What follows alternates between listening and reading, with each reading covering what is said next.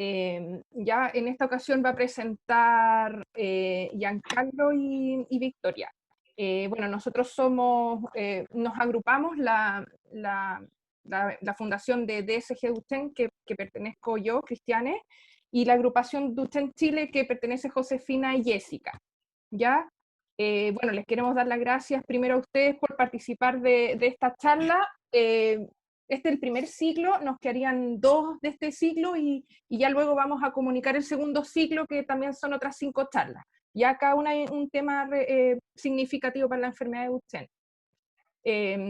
Bueno, y también al último ya, bueno, para que partan ya, le damos las gracias a Giancarlo y Victoria también por darnos la charla y unirse un poco a todo esto que estamos haciendo para las familias. ¿Ya? Bueno, ahora dejo con ustedes a Jessica. Hola, buenos días. Mi nombre es Jessica Pérez. Yo soy presidenta de la Asociación Duchenne Chile. Y hoy día abordaremos la importancia de la kinesiología en pacientes con distrofia muscular de Duchenne, en el primer ciclo de charlas para las familias Duchenne. En estos instantes van a exponer Giancarlo Calcano Brunetto, kinesiólogo del equipo de neurología infantil de la Clínica Las Condes, y Victoria Villablanca, terapeuta ocupacional infantil, experta en enfermedades neuromusculares. Dejo con ustedes a Giancarlo Calcano. Ya. A ver, les voy a... Tengo que compartir mi pantalla, sí.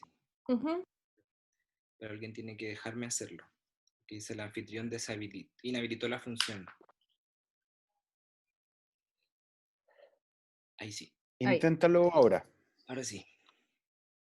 Ya, perfecto. Ahí está, súper. Ya, súper. Intenté hacerlo súper simple porque en realidad creo que siempre he pensado que ustedes tienen más que enseñarnos que nosotros los que les podemos enseñar a ustedes. Así que le puse así, manejo kinésico de la distrofia muscular de Duchenne. En realidad no voy a mencionar esto solo, no sé por qué veo esto aquí,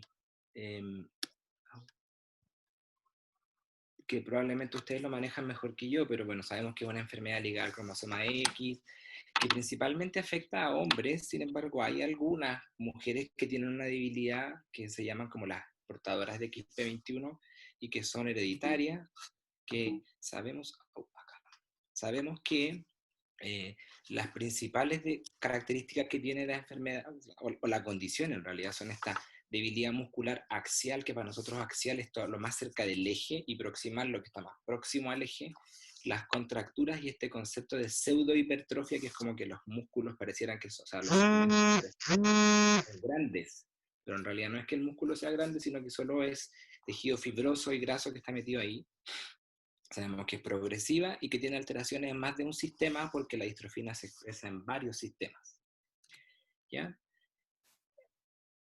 Hay etapas que tienen que ver como con la progresión, donde la primera etapa está el diagnóstico, principalmente por la CPK, por la biopsia, por todas las cosas que muchos me imagino que han pasado, y donde se manifiesta este retraso principalmente en la adquisición de hitos motores, donde llama la atención que la marcha no llega o llega después de los 18 meses, esta marcha en punta de pie.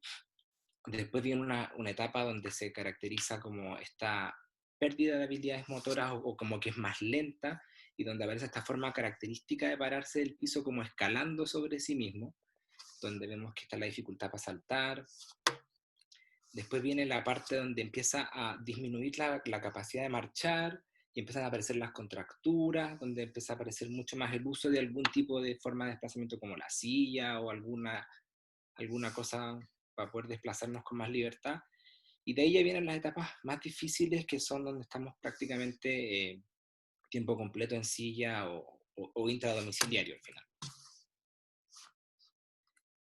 ¿Cuáles son los problemas que tenemos o que nos enfrentamos cuando en realidad en esta condición, desde la kinesioterapia, pero en realidad desde la condición en general? Tenemos, bueno, lo principal, que es esta pérdida de la fuerza y de la funcionalidad, el uso de corticoides, que es un elemento necesario que tiene como elemento asociado el aumento de la ingesta, por lo tanto el sobrepeso, que para un músculo más débil hace mucho más difícil mover un segmento. Todas las complicaciones respiratorias asociadas a la misma pérdida de fuerza. La distrofina tiene una expresión a nivel cardíaco también, por lo tanto hay alteraciones cardiovasculares, y producto de la debilidad también tenemos todas estas alteraciones de la columna, la deformación espinal. En realidad, por eso es que el tratamiento es tan temprano, y de hecho vi algunas preguntas que nos mandaron. ¿Por qué es tan temprano? Es porque finalmente algunas de estas cosas podríamos prevenirlas o disminuir su magnitud si partimos más temprano en el tratamiento, con el manejo en realidad.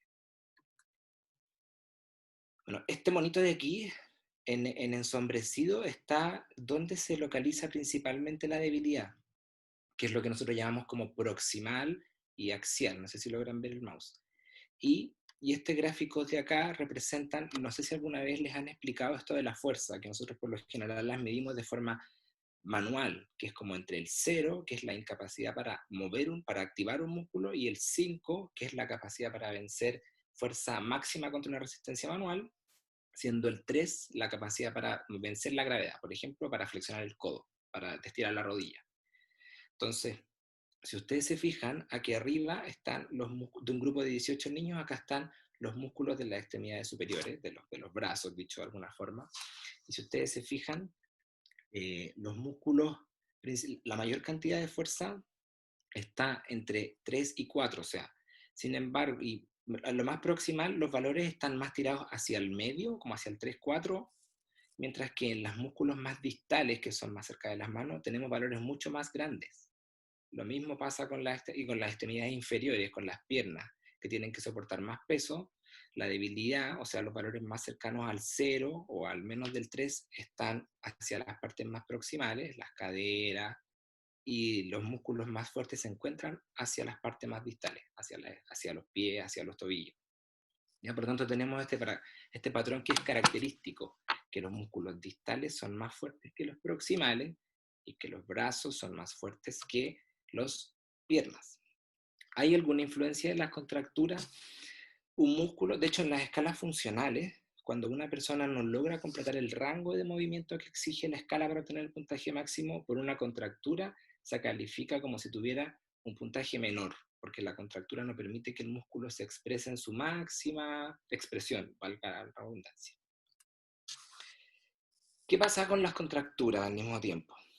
Las contracturas, como las piernas, son el segmento más débil o el que soporta más peso y donde progresa más rápido la distrofia, en realidad predominan ahí y son más severas en las personas que no caminan que en las que sí caminan, siendo siempre la articulación más afecta al tobillo, seguido de las caderas y después de las rodillas.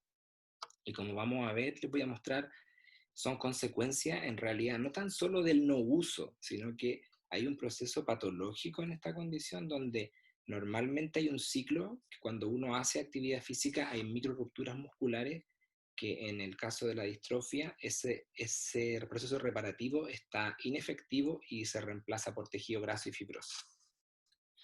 Entonces, en un músculo de una persona, no sé si es normal el concepto, pero en una persona sin distrofia de Duchenne, así es más o menos después de hacer ejercicio, pero en un músculo distrófico pasa que esto que ustedes ven, todo esto que es redondito son células musculares de distinto tamaño, y todos esos puntitos son núcleos de células que ya no están. Y ese espacio que se conserva, y por eso parece una hipertrofia, pertenece a tejido fibroso y tejido adiposo, tejido graso, una mezcla, que si lo vemos como en una resonancia, así sería un músculo, se vería negro, un músculo que todavía está indemne, y ese mismo músculo, 3 años después, se ve absolutamente blanco con un par de puntos que quedan como todavía con más células musculares, y todo el resto reemplazado por tejido graso y fibroso.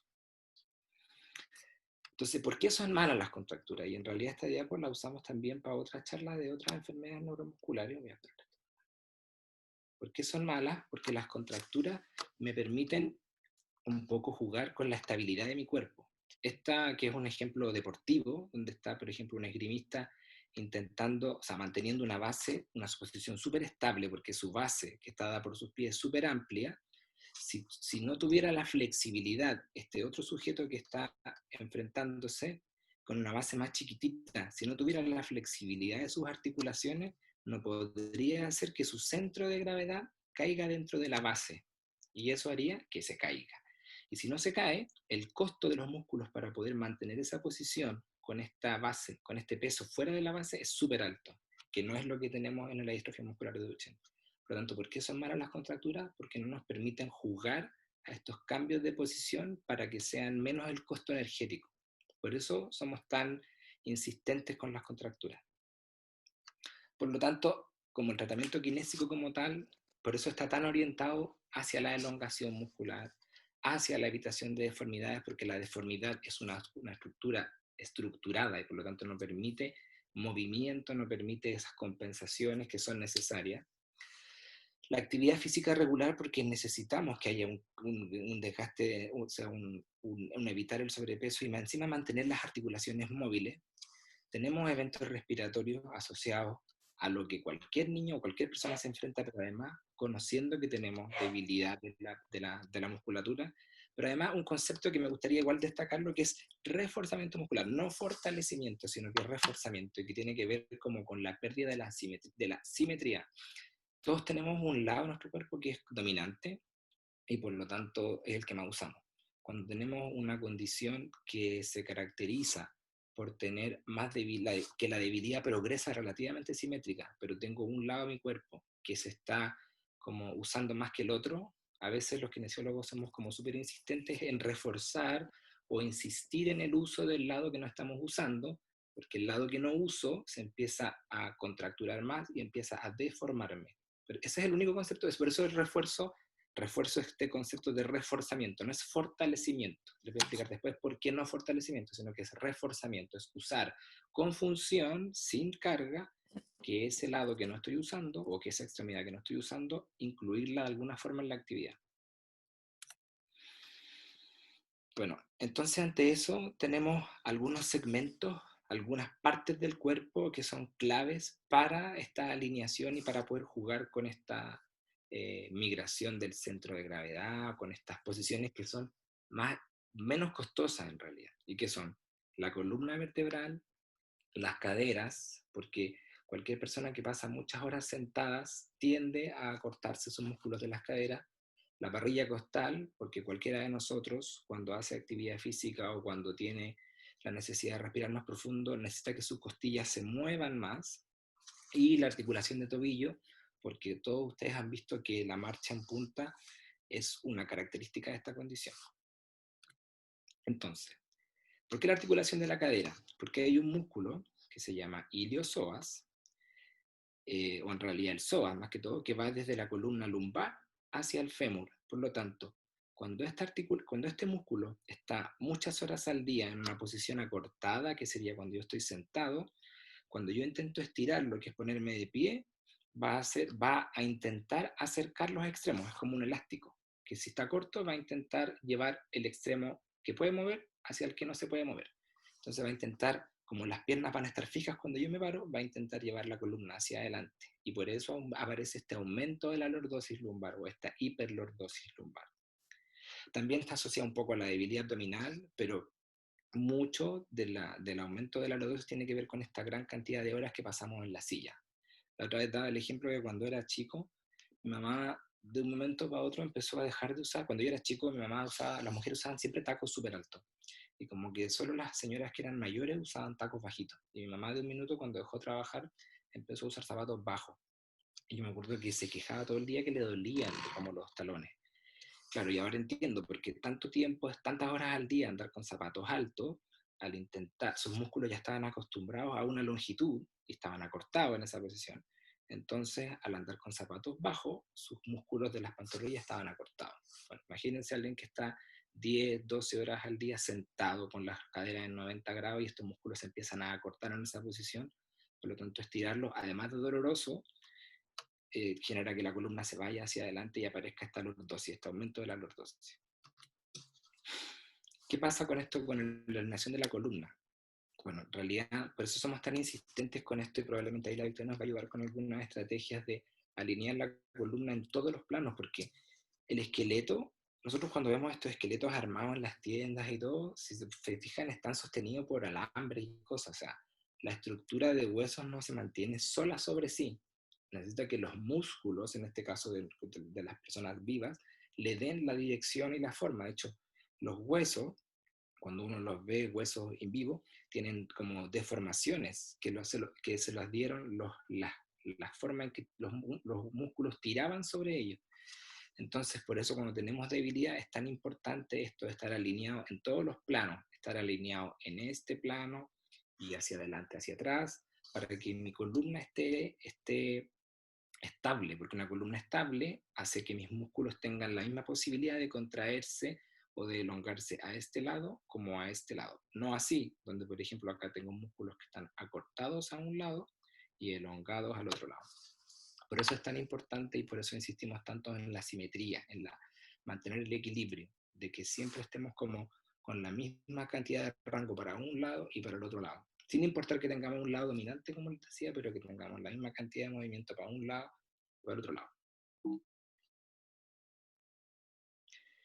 Y con respecto a la parrilla costal, ¿cuál es lo complejo? Es que en realidad, como yo les explicaba, uno, nosotros para poder mover más aire, necesitamos que las costillas se mueven igual que las como manijas de los baldes. Entonces están ancladas adelante al esternón y atrás a las vértebras. Si yo no las muevo, se empiezan a fijar, se empiezan a mover cada vez menos. Entonces, un tórax que no se mueve mucho, que no tiene fuerza muscular para traccionarlo, o que no usa elementos de asistencia como los asistentes de la tos o los BiPAP, hace que estas costillas se vayan rigizando y moviendo menos, y por lo tanto eso, por una parte, va a disminuir mi capacidad pulmonar. Entonces, frente a un evento respiratorio, no voy a tener todas las herramientas para poder defenderme porque mi capacidad va a estar disminuida. Voy a tener una ventilación, una respiración que es mejor, y por lo tanto eso puede explicar que por las mañanas amanezca tan cansado porque mi sueño no fue reparador, porque no me oxigené bien cuando dormí, y por lo tanto voy a tener una tos que no es efectiva cuando me enfrente. Y lo más importante de todo es que además el corazón que está metido dentro de esta caja va a estar comprimido, entonces va a tener menos espacio para poder moverse, y al mismo tiempo el corazón comprimido comprime los pulmones, entonces también tiene menos espacio para poder moverse. Por eso somos tan insistentes con la movilidad. Hay una articulación puntual que de alguna forma es como la única contractura permitida que cuidamos, que es el pie en equino. Hay un grado de equino que permite, por una cuestión física, que la marcha y el mantenerse de pie sea un poquito más fácil. Nosotros empujamos el suelo porque estamos parados y nuestro peso se proyecta hacia abajo, y el suelo responde hacia nosotros empujándonos hacia arriba. Por lo tanto, las personas que tienen debilidad son personas inteligentes y por lo tanto ocupan todos los recursos que están a su disposición para poder mantenerse contra la gravedad con el menor esfuerzo posible. Yo creo que ninguno de nosotros anda deambulando, caminando por la vida intentando gastar la mayor cantidad de energía, sino que todo el tiempo, hasta en el deporte, uno intenta ser eficiente y consumir la menor cantidad de energía. Entonces, hay un rango de contractura de tobillo, de este pie equino, de este pie en punta, que es permitido. O sea, no sé si es permitido, pero que es un aporte para la condición. Les voy a explicar con una animación que es muy antigua, pero que creo que es en realidad súper gráfica. Esta es la postura habitual de las personas con Duchenne cuando están de pie, con este aumento de la lordosis, con las rodillas súper extendidas, de hecho los brazos quizás deberían estar un poquito más atrás, y con los pies algo en punta. Algo en punta. ¿Por qué algo en punta? Porque cada vez que yo apoyo, vamos a seguir este pie que está más oscuro, cuando yo apoyo en punta, la fuerza de reacción del suelo pasa por delante de la rodilla, entonces el vector que resulta de eso es que mi rodilla de forma pasiva o con un menor esfuerzo se estira, se extiende, y yo no tengo que controlarla. Entonces, ¿qué hace después la persona? Como que se para arriba de esa rodilla, aumenta mucho más la lordosis, pero así puede extender la cadera. Y así vamos caminando. Y por eso esta marcha tan llamativa, como si nos fuéramos construyendo en cada paso sobre cada pierna. Entonces hay un rango de contractura de tobillo que es permitido, que es poquito. ¿Y cuándo vamos a saber hasta dónde? Cuando la marcha empiece a ser compleja, o empiece a ser evitada, o empiece a ser difícil, es el momento en que la contractura progresa demasiado. De hecho, a quienes los han operado de su contractura de tobilla, por lo general no se les hipercorrige, se mantiene un rango de contractura porque es esa contractura pequeña la que permite que haya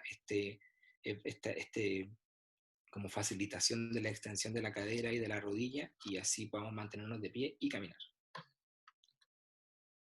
Bueno, la forma de, insisto, es muy difícil tratar las contracturas porque, como les mostraba al principio, las contracturas tienen que ver con este reemplazo del tejido muscular que por lo general es flexible, con un tejido que es fibroso, como el de las cicatrices, por lo tanto no es tan flexible. Por lo tanto, una contractura que ya está muy instalada, lo más probable es que el manejo sea quirúrgico, ¿no? Por lo tanto, por eso hablamos tanto de cómo prevenirla. Y cómo prevenirla, en realidad, la forma más simple es destinar todos los días tiempos a mantener las articulaciones en sus rangos completos. Algunas veces vamos a poder hacerlo solos, algunas veces vamos a tener que buscar posiciones que son simples, como ponernos boca abajo, por ejemplo, no sé, un par de minutos mientras vemos tele, mientras incluso podemos dormir la siesta. Quizás incluso si es necesario y toleramos ponernos un peso, que puede ser un peso, no sé si profesional, pero puede ser algo construido. Si la posición no me lo permite, podemos ponernos algo que me permita el rango en el que yo puedo mantener la posición sin dolor. La verdad es que la elongación tiene que ser pasiva, tenemos que permitir que el músculo crezca pasivo y por lo tanto por eso es que las posiciones intentamos mantenerlas unos un minuto. En realidad no lo hacemos, salvo estas posiciones que son cómodas, no intentamos mantenerlo más de un minuto porque además no hay tolerancia, pero un minuto pareciera ser un buen tiempo. Sin embargo, siempre los tejidos corporales son más flexibles cuando hay calor de por medio, por lo tanto, ya sea que nos hagamos masaje, que nos demos un baño caliente, o que nos pongamos quizás una compresa o algo caliente antes de elongar, siempre va a ser de ayuda. Esa es la preparación como tal. Saqué estas imágenes de esta página, que en realidad estuve revisando hartas corporaciones internacionales, y en realidad es esto, o sea, es darse espacio dentro de la rutina diaria para hacer tareas dentro de nuestra rutina que pueden durar un par de segundos, de revisar que podemos mantener ese rango, revisar que podemos mantener este rango, apoyarme y revisar que puedo mantener el rango. Bueno, y otra de las cosas muy buenas para mantener las contracturas es que mi articulación se pueda mover en el rango completo. Si yo no puedo vencer la gravedad, por supuesto que no voy a levantar mi brazo. Si mi hombro es débil, no voy a levantar mi brazo más de lo que lo puedo levantar. Pero en el agua, yo puedo moverme con toda libertad, probablemente solo con las restricciones propias que ya están estructuradas, pero voy a poder mover mis articulaciones más allá de lo que la puedo mover en un ambiente con gravedad. Por lo tanto, yo en lo personal soy un fiel seguidor de la hidroterapia. No estoy formado en el tema, pero de todas las personas que conozco desde muy pequeñas, hablo desde antes del año, hacen hidroterapia con todas las herramientas que existan, desde un profesional hasta dispositivos que me permitan flotar y moverme, eh, pero que me permitan mantener el rango de movimiento. La otra vez lo explicaba así muy burdamente, pero es como cuando uno no hace aseo en un rincón y como que se empiezan a formar esas telas de araña. Mientras más tiempo pasa, la araña como que la va fortaleciendo y va siendo más gruesa. Entonces pasa lo mismo con las contracturas. Si bien hay un proceso que es fisiológico y que en realidad no podemos luchar tanto contra eso, sí podemos hacer que sea más lento su aparición y su instalación.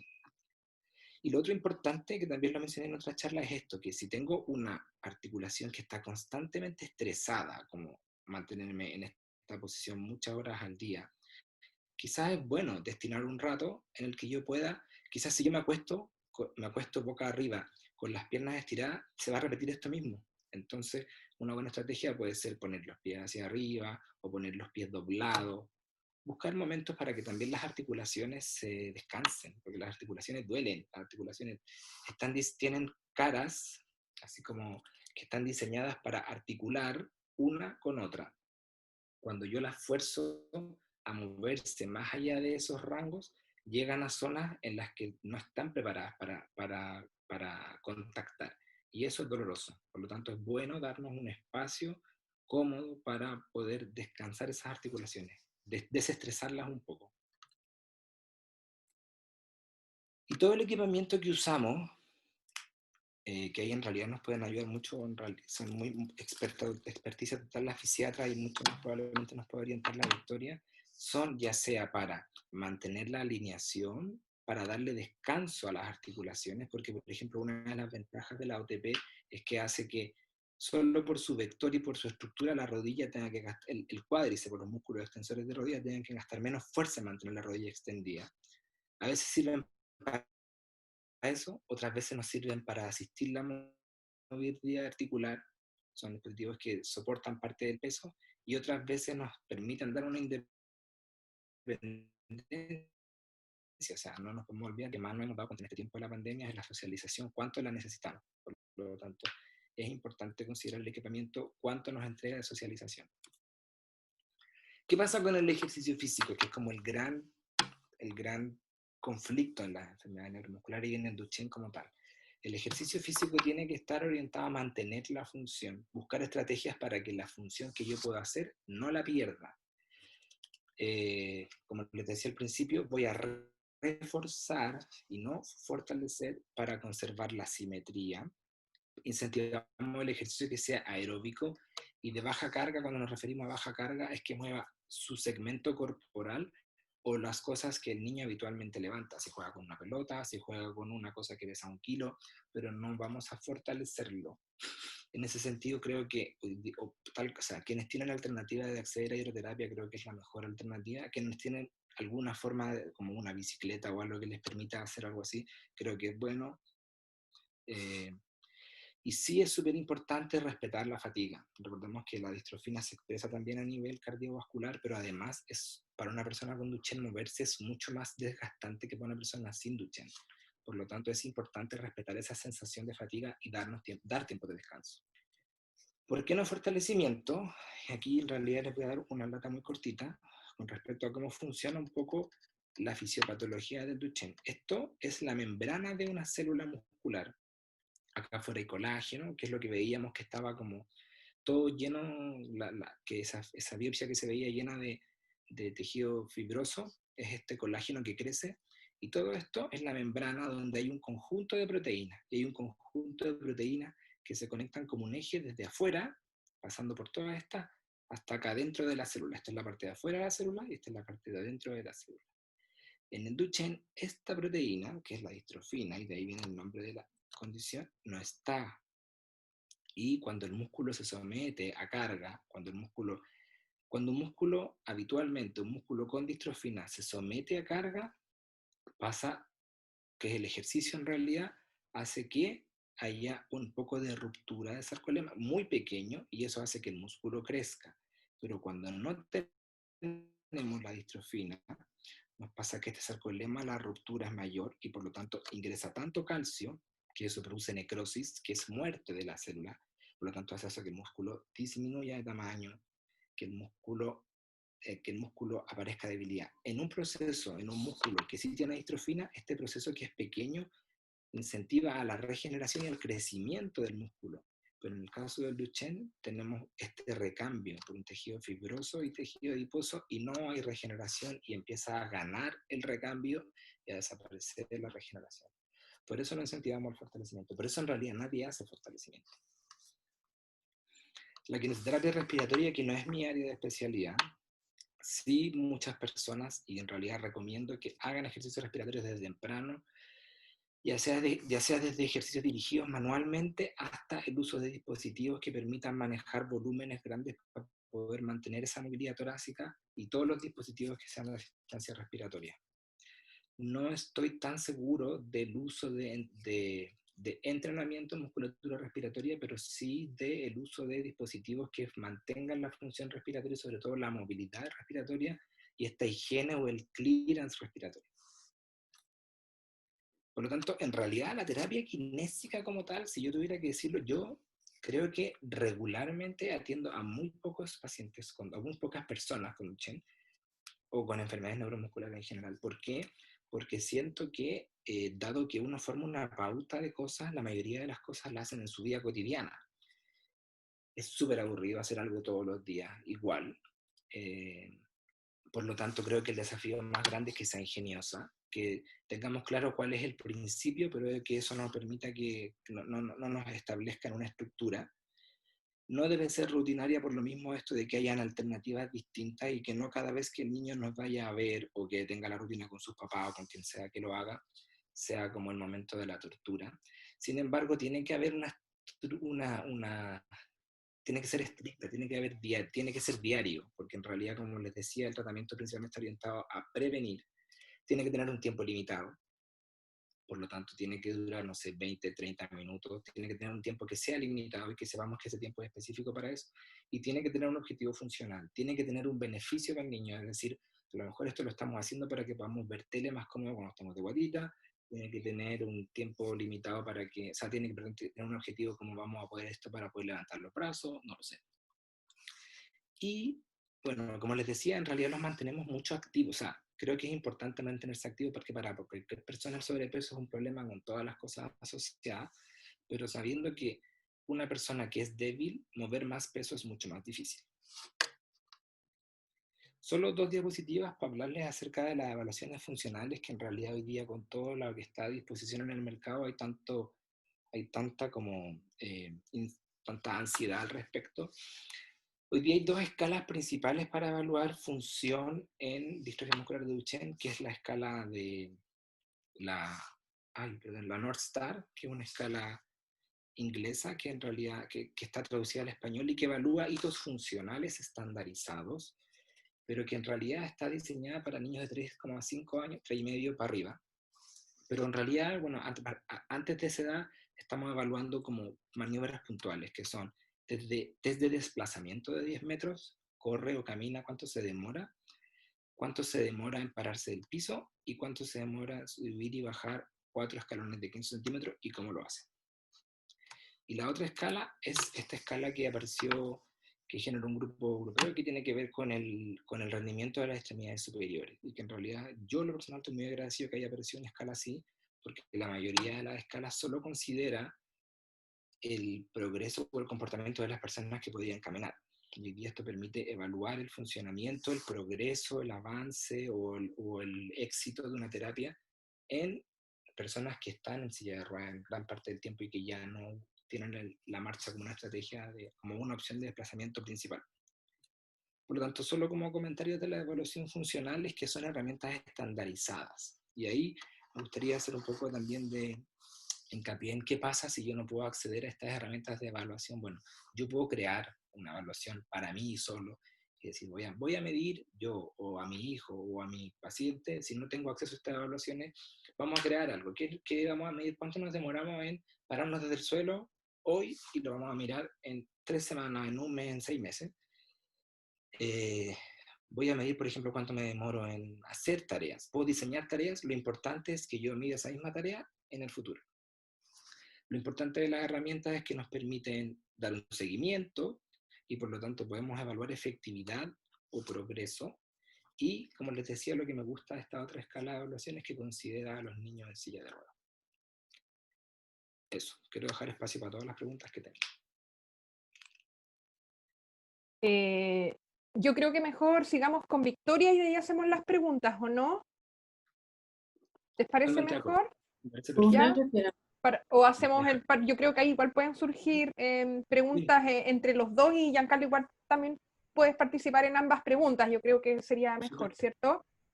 Voy a dejar de compartir mi pantalla para que pueda compartir la Victoria. Victoria. Sí, las comparto inmediatamente. Ya, súper, gracias. ¿Lo ven bien? Sí. De momento. La segunda sí. Bueno, primero no había podido saludar a todos los que están aquí presentes en la charla. Me imagino que la mayoría son padres, debe haber más de algún otro cuidador que tenga a su cargo algún niño con distrofia muscular. Desconozco también en qué etapa se están presentando en esta charla, no sé. Bueno, espero después en la ronda de preguntas podamos compartir un poco más y ahí se van a clarificar algunos escenarios. Bueno, en realidad igual que Giancarlo, me planteé esta situación como cómo aporta la terapia ocupacional en esta condición, porque también creo que las familias y los pacientes tienen mucho más que entregar que nosotros ustedes. Y nosotros en realidad formamos como parte de un ensamblaje de todo lo que se empieza a desarrollar una vez que empieza este diagnóstico. El diagnóstico de la distrofia muscular no es algo sencillo, más bien un algoritmo más complejo, que nunca es puro, siempre empieza con este debut del que hablaba Giancarlo, con este signo de Bowers que hablaba de esta escalar sobre sí mismo, que se manifiesta alrededor de los 4 o 5 años, y de ahí en adelante empieza una rueda de diferentes aspectos. ¿Por qué? Porque cuando empezamos con el diagnóstico de distrofia muscular Duchenne, que es este debut diagnóstico alrededor de los 4 o 5 años, que se manifiesta con este signo, con esta debilidad muscular pronunciada en relación a los pares, que es lo primero que empieza a llamar la atención, ¿cierto? ¿Qué está pasando con mi hijo? ¿Qué está pasando con mi sobrino o con mi estudiante de repente en contextos más escolarizados, que empieza a llamar la atención?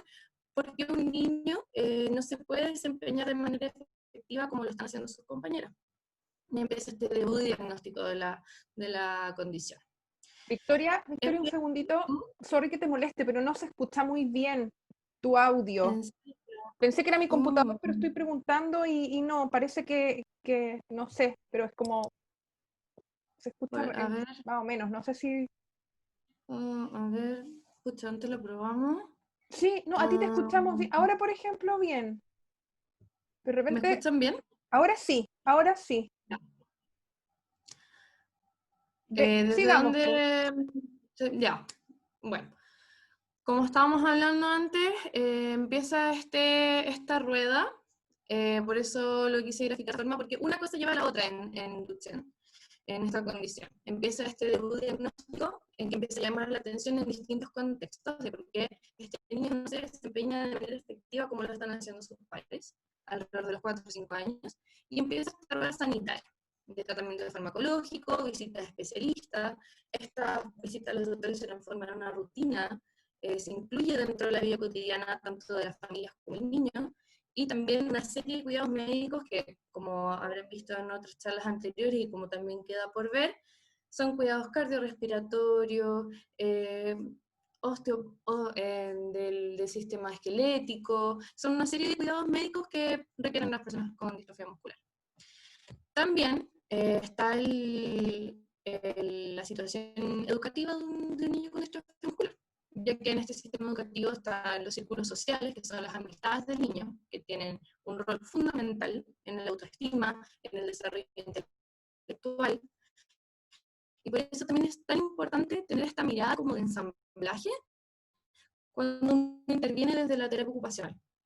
Si bien todos tienen algo que aportar, creo que nunca hay que perder de vista la mirada interdisciplinaria, porque yo como terapeuta, lo hablo desde una experiencia súper personal, yo no puedo intervenir en un niño en un único espacio.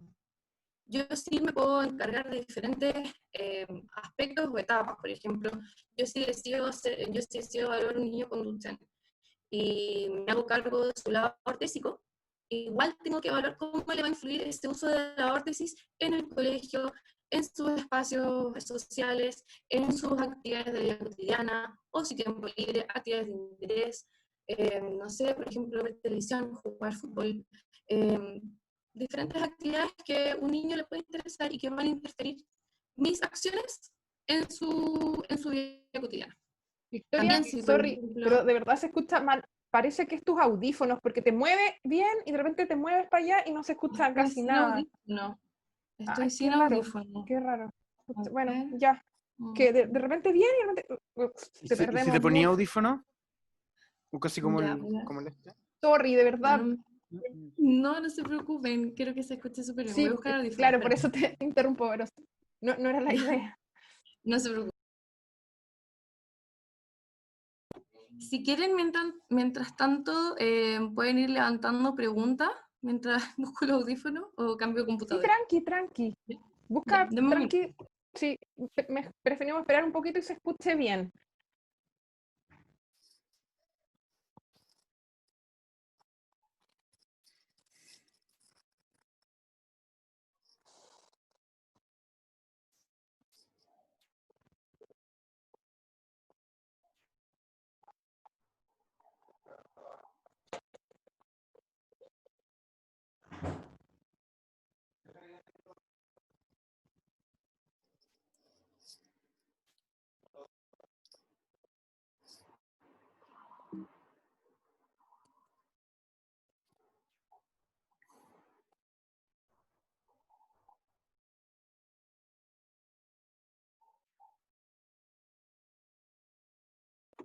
no es audífono, así que no es problema audífono, es problema del computador. ¿Me dan un minutito para hacer un cambio? ¿Me escuchan bien? ¿Te Sí, escuchamos? sí, te escuchamos bien, sí. Sí, no, sí Ya, te voy a hacer escuchamos. un pequeño cambio porque no me está resultando con audífono. Espera. Voy a dejar de compartir.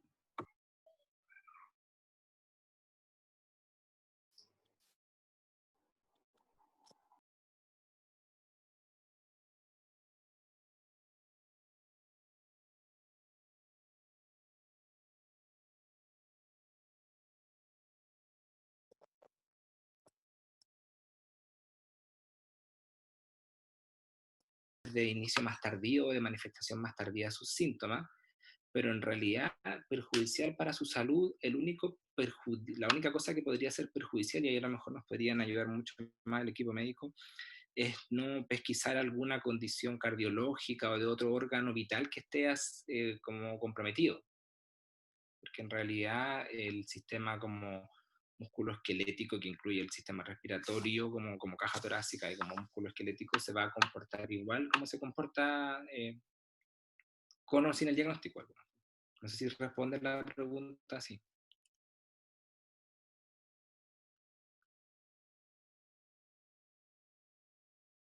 Sí, ya, genial.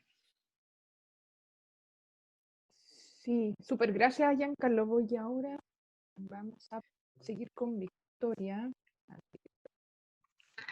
¿Ahora sí se escucha bien? Sí, Sí, perfecto. Ahora se escucha Ay, perfecto. perdonen el chascarro.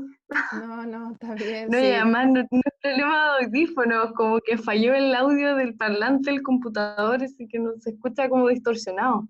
No. Ah, perdón el chascarro, así que cuando ustedes digan, porque todavía me dice que no estoy habilitada para compartir pantalla. Sí, voy al tiro. Aquí.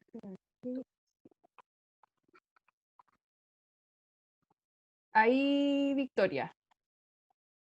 Vamos.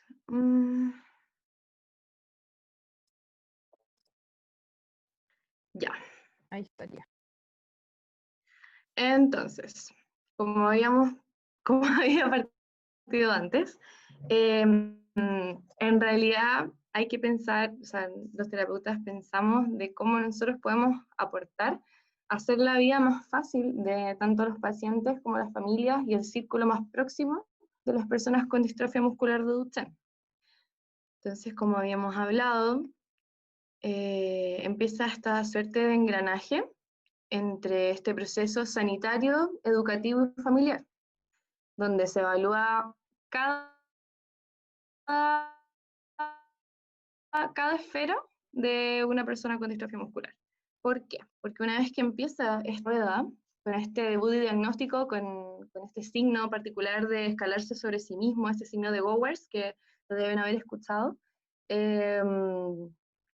empieza este debut diagnóstico que llama la atención de este niño que no se puede desempeñar de manera normativa con respecto a sus pares, y empieza este tratamiento farmacológico, visitas a especialistas, incluye dentro de la rutina semanal o diaria la visita a médicos, y se incluyen también diferentes cuidados que hay que tener para esta condición. Tampoco podemos dejar de lado el entorno educativo, ya que es el círculo social de los niños con distrofia muscular. Convengamos que la terapia ocupacional evalúa justamente eso, la ocupación. ¿Cuál es la ocupación de un niño? ¿Cuál es la ocupación de un adolescente? Es justamente estudiar, es hacer amigos, es jugar. Esas son las ocupaciones de un niño y un adolescente. Justamente la terapia ocupacional actúa sobre eso. Y son círculos que no podemos dejar de lado, porque por más de que yo me haga cargo de un área, o de una esfera, o de algo en particular de un niño con distrofia muscular, no puedo dejar de valorar esas áreas. Porque si yo, por ejemplo, le hago una órtesis, tengo que pensar cómo le va a afectar el uso de esa órtesis en sus diferentes espacios. ¿Cómo le va a afectar el uso de silla de ruedas en sus diferentes espacios? ¿Qué silla de ruedas es la más indicada? ¿Qué cojines puedo ocupar para hacerlo más efectivo? ¿Qué tipo de silla o mesa ocupa en el colegio? ¿Qué lápices? todo eso lo tengo que evaluar, no lo puedo dejar de lado. Y también, último pero no menos importante, el entorno y la situación del abordaje familiar. ¿Por qué? Porque es el núcleo más próximo y cercano de un niño.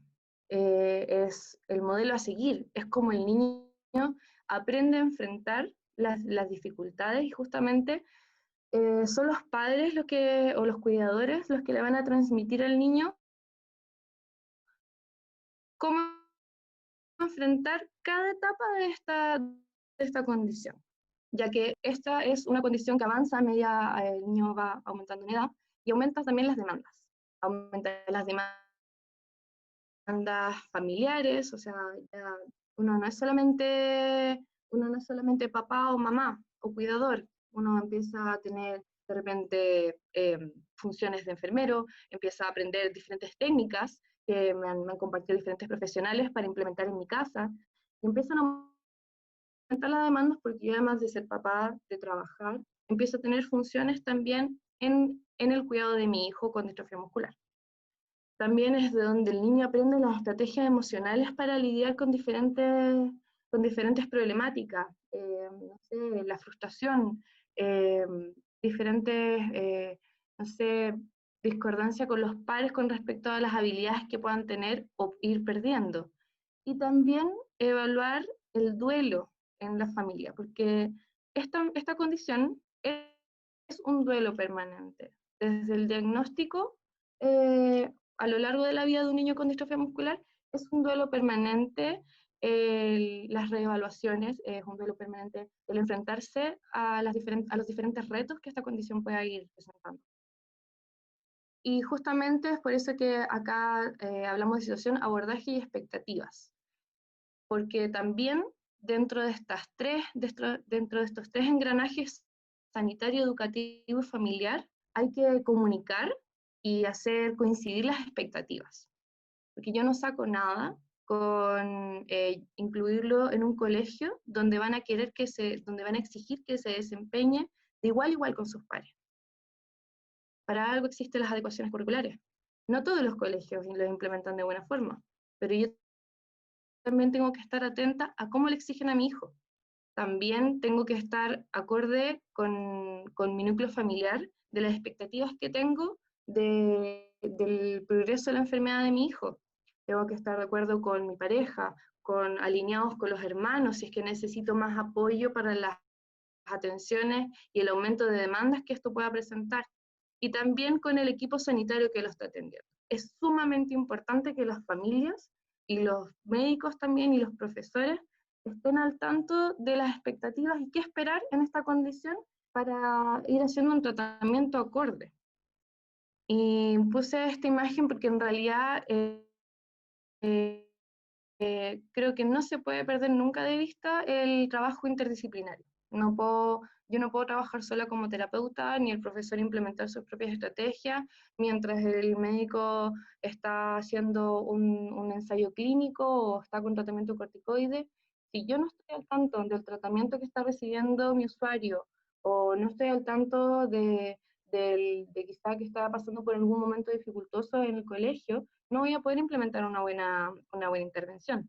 Es por eso que tratamos de hacer una intervención lo más integral y engranada posible.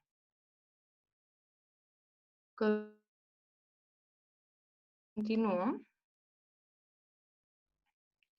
Bueno, en primer lugar, lo que hablaba Giancarlo antes, el progreso de la condición, que tenía que ver con diferentes etapas, en diferentes edades, no se presenta de manera estática e igual en todos los casos, pero puse esta flecha, espero que vean el cursor, está acá al lado, que va de más a menos, que indica la funcionalidad. La funcionalidad sí se pierde de manera progresiva con el avance de la condición, y están estas etapas definidas por consenso, que son la presintomática, la ambulatoria temprana, que es la ambulatoria cuando el niño todavía puede seguir realizando sus actividades normales, sin tanta intervención médica o sanitaria. Tardía es cuando ya las funciones se empiezan a deteriorar y empieza a aumentar es donde empieza, se marca más el aumento de demanda. La no ambulatoria temprana es cuando aumentan los cuidados médicos, sanitarios dentro del contexto familiar, y la ambulatoria tardía ya se caracteriza por cuidados más paliativos dentro de la condición. Ahora, ¿en qué interviene la terapia ocupacional? ¿Cómo actúa? Es a través de estas diferentes áreas. Partiendo por el dinamismo. Como hablábamos antes, es un engranaje educativo, sanitario, familiar, que además no puede perder nunca de vista la reevaluación, que va en constante cambio, es una condición que va mutando, que va avanzando, y que van cambiando las necesidades de los usuarios y de las familias, y nunca podemos perder de vista el dinamismo de esta condición. No es una condición estática, tampoco lo es el contexto social, los niños van cambiando, las etapas del ciclo vital son diferentes, entonces no podemos perder nunca de vista eso. El trabajo interdisciplinario, como lo explicaba antes, la terapia ocupacional también trabaja mucho con la asesoría familiar, justamente para ir conversando, porque hay como es una condición que afecta a los niños, hay mucho que deciden o más bien actúan los padres, entonces como uno no puede estar intenta transmitir herramientas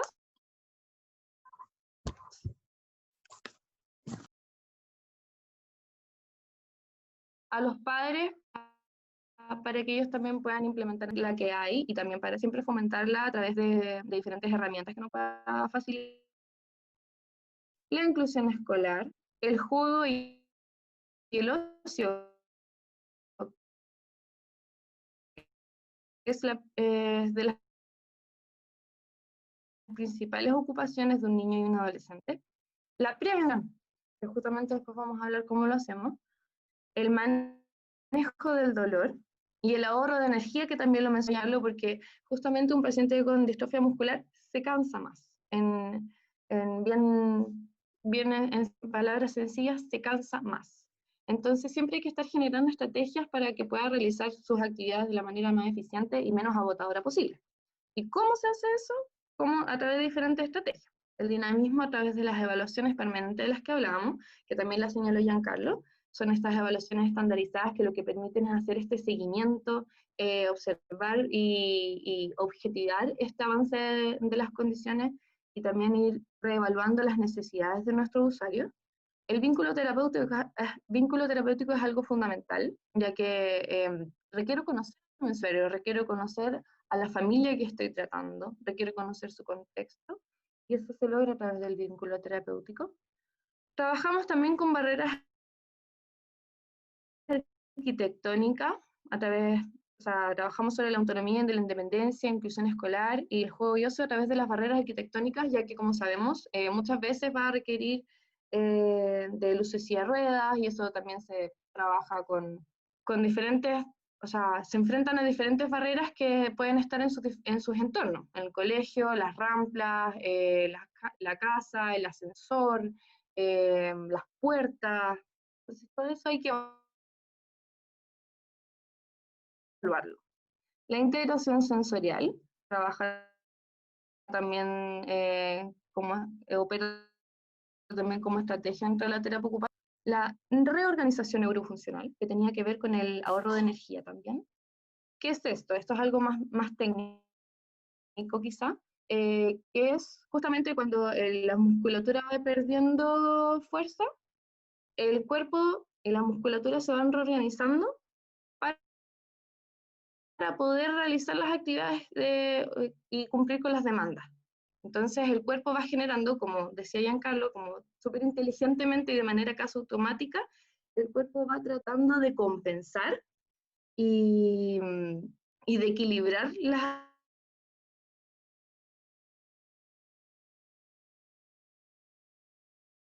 actividades, las demandas de la actividad, y va a generar completar las actividades. La rutina, yo creo que también trabajamos a través de la estrategia de la organización de la rutina, porque incluir todo lo que un paciente con distrofia muscular necesita dentro de la rutina es un desafío. Incluir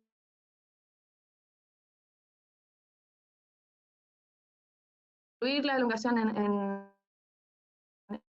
en todos los días. Incluir las visitas médicas, ocupacional, kinesiología, es un desafío y más con las demandas del trabajo de cada cuidador. Entonces también apoyamos a través de esa estrategia. Adecuaciones curriculares, que son estas adaptaciones en el contexto escolar, en las que también trabajamos los terapeutas ocupacionales, donde evaluamos básicamente en qué cosa el niño necesita apoyo y una modificación por parte de la evaluación del colegio. Elongación y ortótica, que tiene que ver con esta prevención, principalmente la elongación articular de la que hablaba las telarañas para prevenir cualquier acortamiento muscular que después pueda generar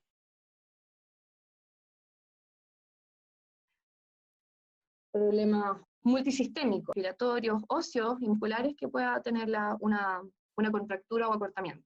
Y también Victoria, sorry que te moleste, pero se va cortando de repente, quizás apaga tu cámara, no sé si un tema de internet, ya. de repente para que estés... Veamos si... Ahí. ¿Me escuchan? Sí, sí, de repente te escuchamos súper bien, de repente te perdemos. Así que sigamos, sigamos. Dale, gracias. No te preocupes, perdón. Cantidad de chascarros tecnológicos, bueno, es una laguna en mi formación. Como hablaba antes Giancarlo también sobre el control postural, de cómo aportamos la terapia ocupacional en esto, bueno, siempre tener ojo en cuál es la silla de ruedas correcta, también a través de diferentes dispositivos como cojines, colchones, que puedan ayudar a alinear la columna y las diferentes estructuras óseas.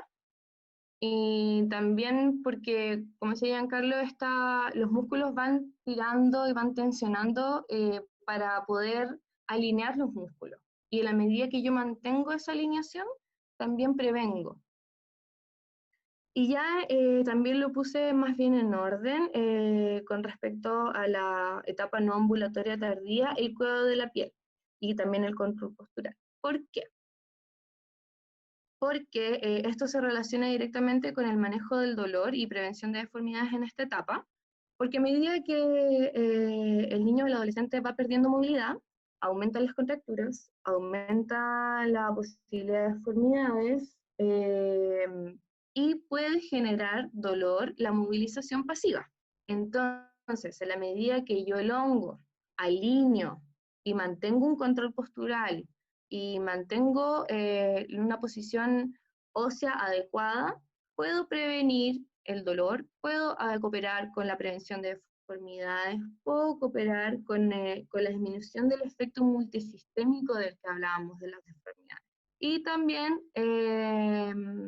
el cuidado de la piel, ya que no sé si están familiarizados, pero cuando un paciente está mucho tiempo en una misma posición, se producen roces, escaras y más bien úlceras que son más conocidas como heridas, que pueden generar diferentes infecciones y cosas así que se pueden evitar.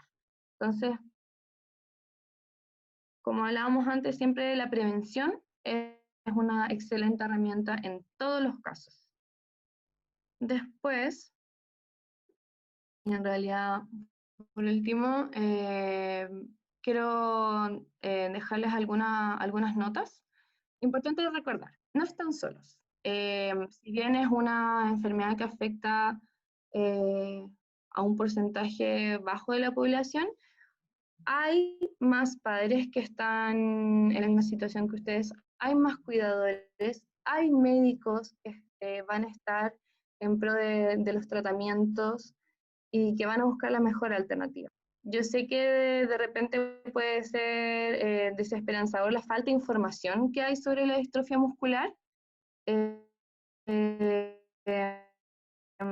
pero tienen que buscar, ¿sabes? agrupaciones, por ejemplo, estas agrupaciones, y en realidad yo creo que buscando y participando, uno puede generar mejores estrategias y entregar lo mejor para nuestros hijos y que están afectados por esta condición. Legislación en Chile. Lamentablemente, en el 2018 se retiró la distrofia muscular de la ley Ricarte Soto, y no se encuentra dentro de las garantías de excelencia en salud. Este año, especialmente con todo lo que es la pandemia y el contexto sanitario, se ha levantado mucho la necesidad sobre legislar sobre esta condición, porque además es de alto costo. Entonces, junto con el desempleo que hemos visto los últimos meses, ha sido una condición que ha afectado a muchísimas familias y niños que requieren apoyo urgente. Y yo creo que Popular Chile, yo creo que yo creo que juntos con las masas se pueden hacer cambios. Y creo que estamos y pensar siempre que la legislación no es estática. No quiero que pierdan la esperanza o las ganas de recién este año en enero, siempre yo en FONASA, muchos años después de ir peleándola. Después, tratamientos extranjeros y ensayos clínicos. Bueno, sobre este tema hay muchos países como España, Estados Unidos, Alemania, que han sido pioneros también en buscar ensayos. ¿Y a qué se refiere ensayos clínicos? Son diferentes alternativas que han ido buscando para alargar la expectativa de vida de personas con distrofia muscular, disminuyendo las complicaciones del avance de la progresión. ¿Y a qué voy con esto? A tratar de ir más allá, no quedarse solamente con la información que llega a mi país. Creo que justamente como dice ahora, la información y el empoderamiento, ya que la información es poder. Si yo busco, yo me informo, yo comparto con otros padres, yo estoy al tanto de la legislación en Chile y busco información que está más allá de mis fronteras, voy a poder acceder a más información, voy a poder quizá acceder a mejores tratamientos, porque también voy a poder entablar otro tipo de conversaciones con los profesionales que atienden a mi hijo, ¿ya? Puedo también entablar diferentes estrategias, puedo opinar, puedo sugerir, porque como decíamos antes, como dijo antes Giancarlo, y como también les dije yo, nosotros también estamos en continuo aprendizaje y somos en realidad una parte del engranaje y que tenemos muchos pacientes y de la familia. Y también, y por último, pero no menos importante, como hablábamos desde un principio, este es un contexto sanitario, educativo y familiar. La familia, al ser el núcleo más próximo del niño con Duchenne, quiero dejar esto súper claro, el niño no es el único que necesita terapia en este proceso.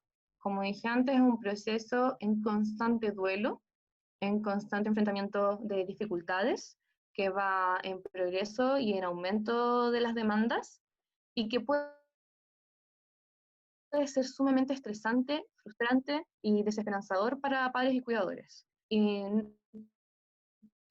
hacer hincapié en que mientras el cuidador esté bien, mientras el cuidador esté en buenas condiciones, mientras el cuidador o el padre se encuentre tranquilo, se encuentre en las condiciones necesarias para poder atender a su hijo, este proceso, esta completa, esta completa condición va a ser más llevadera. Bueno, en realidad hay diferentes preguntas que hicieron llegar Cristina y Nicolás, que no sé si quieren abordarlas inmediatamente. Abro el espacio sobre la hidroterapia que habían preguntado, también sobre el posicionamiento, no sé si es que tienen alguna duda.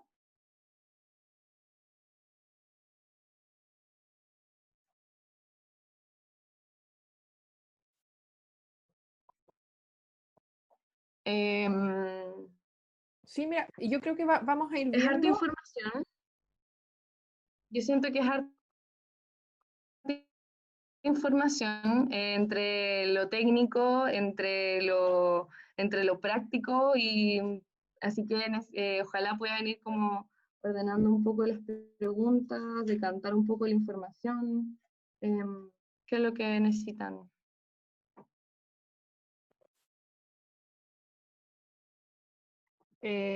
Bueno, acá hay una pregunta que se repitió un par de veces, que nos pueden ayudar, yo creo, los dos, es el tema de qué edad podemos partir con todo lo que es el tema elongación, la piscina, el tema de también contigo, Victoria, como en el fondo, ¿qué edad recomiendan para partir con todo esto, con todas estas Mira, en terapias? realidad, esta condición debuta alrededor de los 4 o 5 años.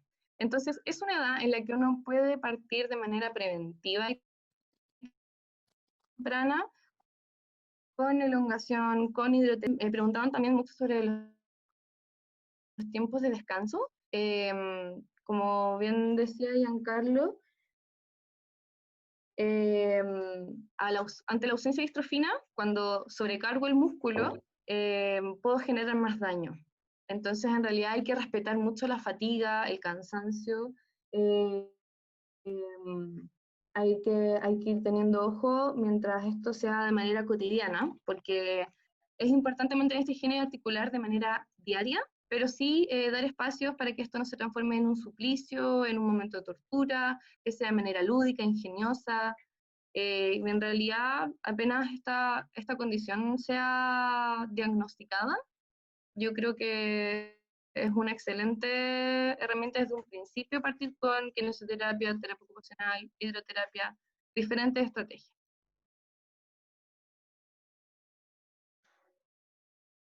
Eh, ya yo ir viendo un poco acá las preguntas que se han hecho. Ya yo sé que por ahí Giancarlo respondió alguna. Acá un poco hay una pregunta de Antonio, ¿cierto? Que nos dice, una persona puede no presentar, por decirlo así, síntomas de distrofia muscular de Duchenne en los primeros años de vida y después siendo ese mismo perjudicial para la salud a largo plazo. No sé, Giancarlo, yo creo que es para ti un poco Sí, la pregunta. ¿Se entendió? sí. Antes la respondimos pero en realidad tiene Ya. que ver con que, sí, pero tiene que ver con que, o sea, la voy a leer de nuevo, que me perdí. La tengo anotada aquí, de hecho. Esta no vi tu respuesta, vi una respuesta anterior, no sé, quizás se No, que la confundió. respondimos Claro, recién.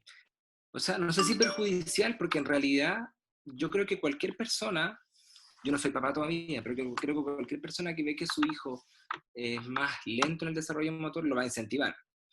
Y hasta que no haya un diagnóstico y no hayan como que no hayan como advertencias de cosas que son peligrosas o potencialmente peligrosas, uno va a hacer todo lo que está al alcance de uno. Entonces, mientras no aparezcan un diagnóstico, en realidad creo que el único cuidado que uno podría tener, claro, hoy por hoy, no sé, hace 10 años atrás o quizá un poco más, el diagnóstico era más tardío, pero hoy día en Chile un niño que no camina a los 18 meses entra a una batería o como a una, sí, como un algoritmo de estudio dentro de los cuales la distrofia muscular de Duchenne es como de los principales sospechas. Entonces, probablemente es muy difícil que pase algo así. Ahora, igual hablábamos de esto de que hay tipos que son de manifestación más tardía, como el fenotipo, que hay gente que manifiesta más tarde.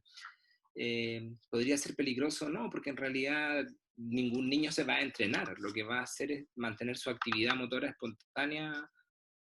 Entonces, en realidad peligroso no podría ser. Lo único que yo comentaba, la misma pregunta hace un rato, es que recordemos que la distrofina igual se expresa a nivel cardíaco. Entonces, por eso todo el mundo se va de estudio cardíaco, para saber si efectivamente podríamos tener alguna limitación o alguna precaución o algún tratamiento adicional para el corazón, y que ese podría ser, yo creo, la mayor complicación en el caso de no tener un diagnóstico temprano. Ya. Mira, acá hay una pregunta que la voy a contestar yo un poco, que nos pregunta si, Romina, si vamos a hacer alguna charla en la que se pueda exponer los avances actuales de tratamiento para la enfermedad. Sí la vamos a hacer en el segundo ciclo, ya lo tenemos contemplado, así que ahí les vamos a estar informando. Bueno, en un segundo ciclo bastante interesante, así que tenemos varias charlas más. Ya, luego acá tenemos una pregunta de Fernanda que nos pregunta por qué la hidroterapia es la mejor opción o una excelente opción. Si O sea, quieren, respondo dale, por a eso. favor. Responde, Victoria, Y sí. acá lo podemos complementar. Sí, Yo súper. creo que acá tanto kinesiólogos como terapeutas trabajamos con hidroterapia en personas con Duchenne. ¿Por qué? Porque el agua, dadas sus características, retira la sensación de carga.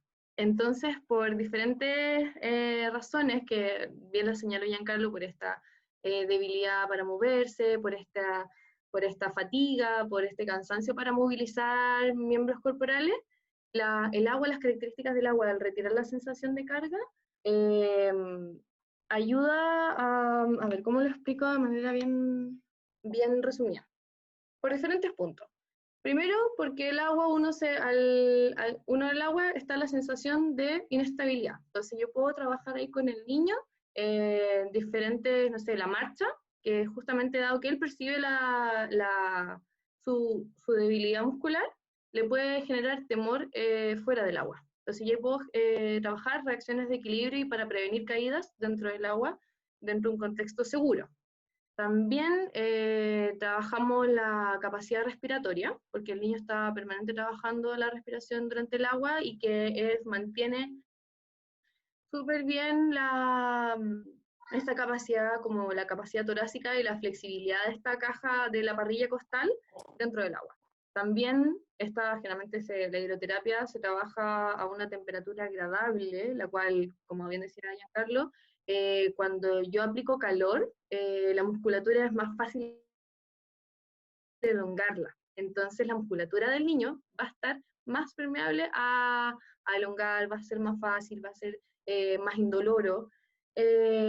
También tenemos la reacción, y por último tenemos la reacción básica de supervivencia en el agua, que en el agua está en permanente movimiento cuando estoy en actividad, y eso ayuda muchísimo a trabajar las diferentes estructuras. O sea, uno cuando está nadando trabaja una cantidad de músculos que uno no se imagina.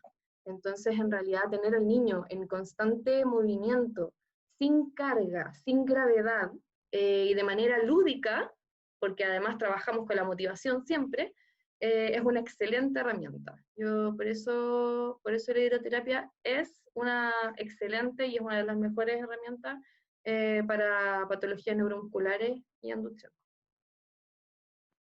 Súper. Giancarlo, ¿no quieres aportar algo Sí, a la en realidad no hay mucho más que complementar, pero creo que nos da la independencia. O sea, creo que cualquiera de nosotros, si nos gustaran las matemáticas y nos dan la opción de no hacer matemáticas en el colegio, de alguna forma, pucha, feliz no lo haríamos.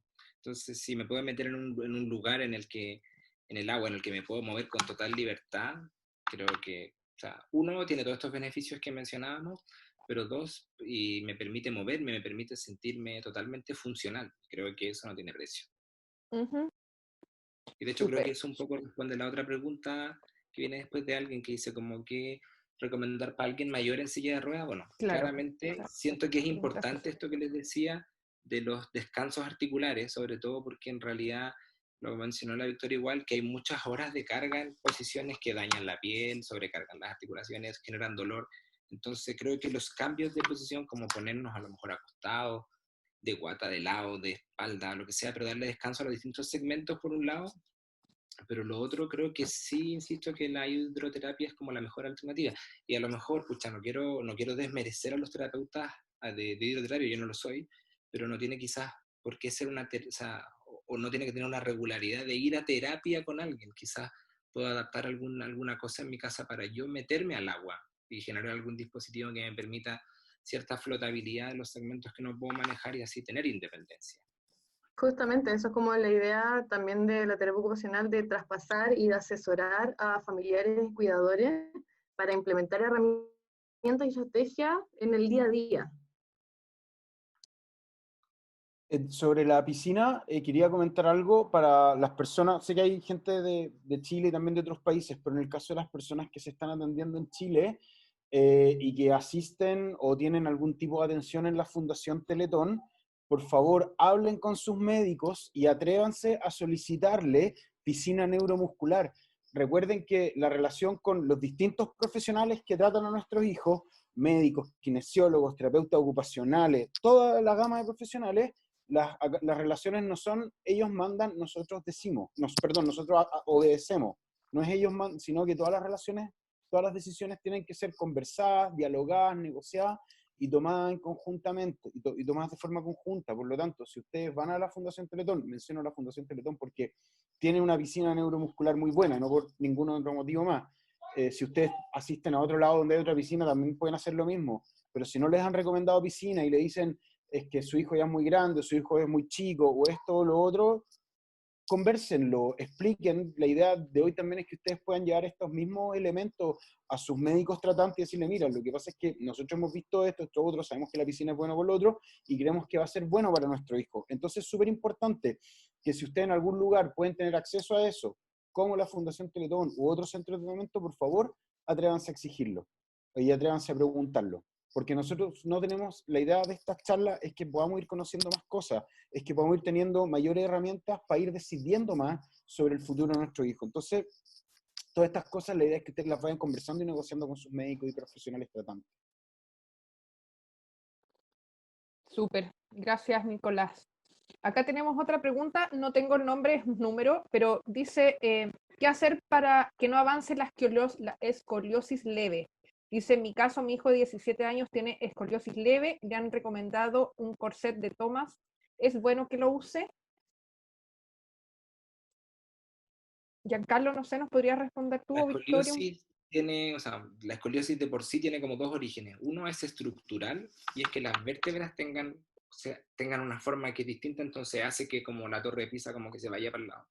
Pero en el caso de la distrofia muscular de Duchenne, a menos que tengamos certeza de eso, no es así, es por debilidad. Entonces, es la debilidad la que hace que se me vaya la columna más hacia un lado que hacia el otro.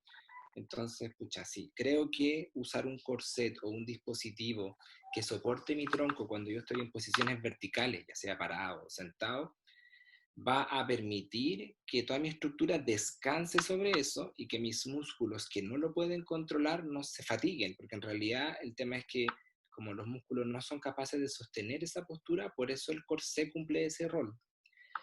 Entiendo todas las complicaciones asociadas al uso de un corsé, de la incomodidad. Quizás podría ser buscar alguna estrategia, no sé, que quizás cuando estoy sentado en una silla, o sea, ¿cuándo usar corsé? Cuando estoy en posiciones verticales. Si estoy acostado no lo necesito, porque en realidad la columna ahí no está sufriendo ninguna deformación porque está estirada, está sin carga. Entonces quizás a lo mejor si estoy sentado podría buscar alguna estrategia que me soporte que sea más cómoda, si es que el corsé fuera incómodo. No sé, usar algunas cosas laterales, cojines o algo. Sí, hay cojines laterales. Eso.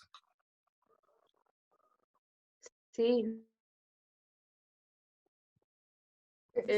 Victoria, sí. Perdón, como decía Giancarlo, que el corsé, claro, está dentro de las estrategias ortóticas para alinear. Como bien decía Giancarlo, en el caso de Duchenne, es por un tema de debilidad de la musculatura de la espalda, porque es justamente eso lo que la alinea. Hay diferentes ejercicios para fortalecer esa musculatura en debilidad muscular, como el músculo no puede realizar la acción de alinear y de sostener la columna, se requieren dispositivos externos como el corsé. Y como bien decía Giancarlo, se ocupa en posición vertical para que la musculatura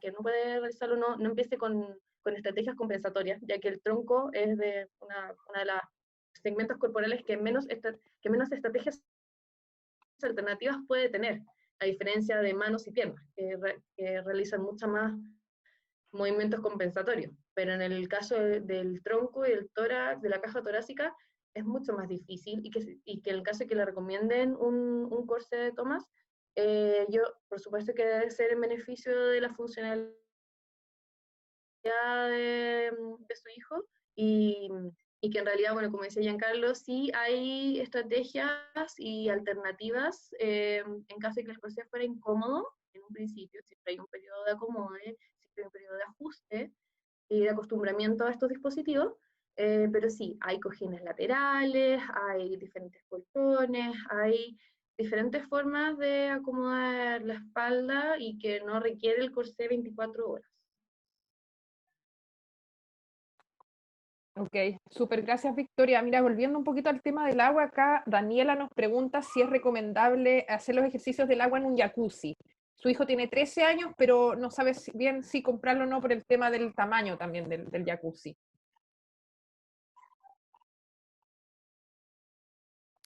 ¿Giancarlo? ¿O sea, Victoria, yo sí? conozco un poco los jacuzzi, son chiquititos. Entonces, pucha, creo que en realidad en ese caso de repente es mejor ir a la piscina si se puede, porque en realidad creo que lo más entretenido que nos entrega el agua es la posibilidad de movernos. Y en realidad el jacuzzi creo que aplica para alguien hasta, no sé, 3, 4 años, quizás por tamaño. Entonces, quizás ir a la piscina o en escenario distinto, no sé, fue difícil, porque en Está realidad la tiene que duda, estar habría que evaluarlo. Habría que evaluarlo. Justamente, si ya tiene 13 años, no sé en qué etapa estará su hijo, si es que recibió tratamiento para algún tratamiento retardante de la condición. No sé si es que aún puede caminar, si ocupa silla de ruedas, no tengo idea de que quizás está sufriendo algún tipo de contractura corporal, articular, dolor, entonces en realidad habría que ver qué función estaría cumpliendo el jacuzzi y la hidroterapia en casa para ver si es que se justifica o no. No es como decir si sirve o no sirve, pero en realidad hay que evaluar en qué etapa está y para qué ocuparía este jacuzzi.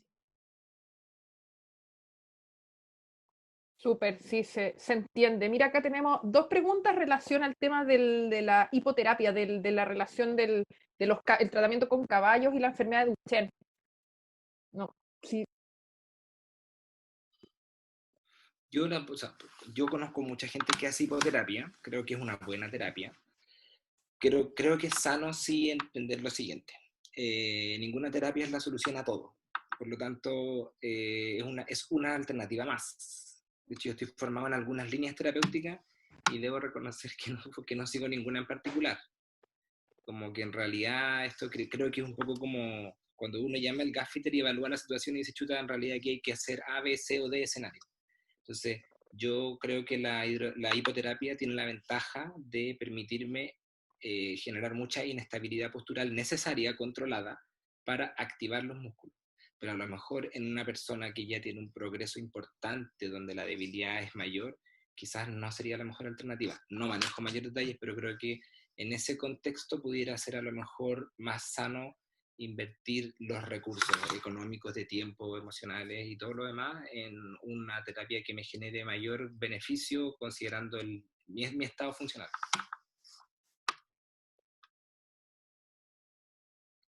súper. Victoria, ¿algo que nos quieras complementar respecto un poco a la terapia de los caballos?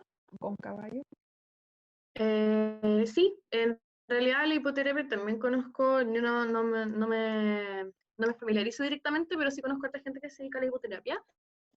La hipoterapia en realidad, como bien decía Giancarlo, no quiero repetir lo mismo, podría aportar en ciertos momentos, en ciertas etapas, vuelvo a repetir, en realidad cada caso es un mundo, cada caso es particular y único, y hay que evaluar en qué etapa está y cuáles serían los beneficios en realidad de esa terapia.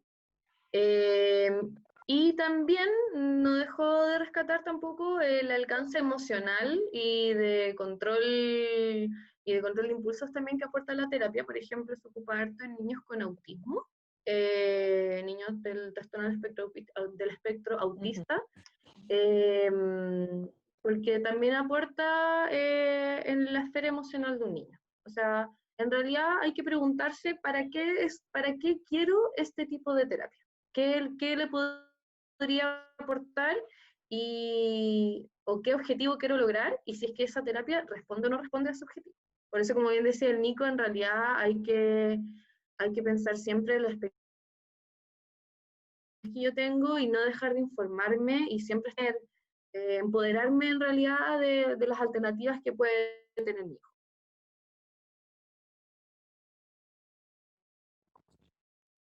Súper. Bueno, acá hay una pregunta, Daniela, que tiene que ver un poco con el contacto de los terapeutas, si están haciendo telemedicina, que se lo podemos ya un poco responder después, ya por interno. Em, ya no sé si alguien más tiene otra pregunta que nos quiera hacer respecto a la charla. La Con Caro, lo la que, Victoria. con lo que dijiste recién, no hay problema. Las Súper, personas que súper. están Sí, después ya por preguntando, interno después, para responder a le, eso, no hay O quizás problema, nos podemos los puedes contactar poner en el después chat. o lo puedes poner en el chat, claro. Tu, Ok, ambos su, voy a poner sus mis datos y ya datos, para que los papás que estén interesados ya puedan contactarse ya más personalmente. no hay problema. Yo tengo una pregunta, me voy a dar el permiso, yo quiero preguntar un poco a ambos sobre los zapatos. Para mí siempre ha sido un tema, ¿qué zapato le pongo a mi hijo? Mi hijo tiene casi 4 años, le hemos puesto con caña alta, sin caña alta, carna media. Ahora me comentaron que estos zapatillas, que la parte de atrás es un poquito más gruesa que la parte de adelante, ¿se entiende? Como así. No son recomendables tampoco porque tiende a levemente, deben ser milímetros, a poner el pie un poquito más en punta, ¿no? No sé qué me pueden un poco responder o asesorar de eso.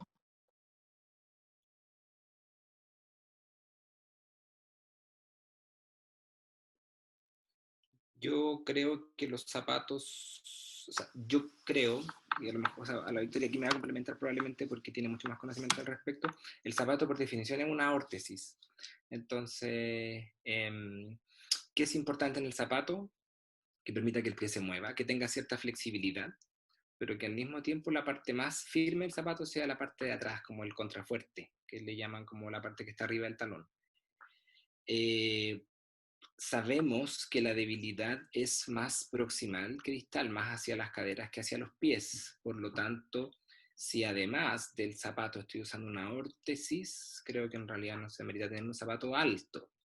Sí, y también responde un poco a la necesidad particular. Hay gente, o hay niños en realidad, que les acomoda un zapato súper... Bueno, el zapato tiene que ser liviano además, porque es peso. Entonces, si el zapato, logro encontrar un zapato que sea liviano y que sea firme de atrás y que sea está perfecto. Yo creo que en realidad la caña o la no caña va a depender un poco del desempeño. De hecho, puede ser que el que tenga una caña más alta pero sea blanda no va a ser en realidad nada, es como ropa nomás, ponerle encima como una Converse, pienso. Pero un zapato quizás con caña dura al mismo tiempo puede frenarme la movilidad porque no permite que mi cuerpo avance hacia adelante y al final me hace más costoso el desplazarme. Entonces creo que hay que... Bueno, eso del taquito, pucha, la verdad, insisto, o sea, no sé si honestamente los niños caminan con zapatos, pero en la casa por lo general caminan sin zapatos.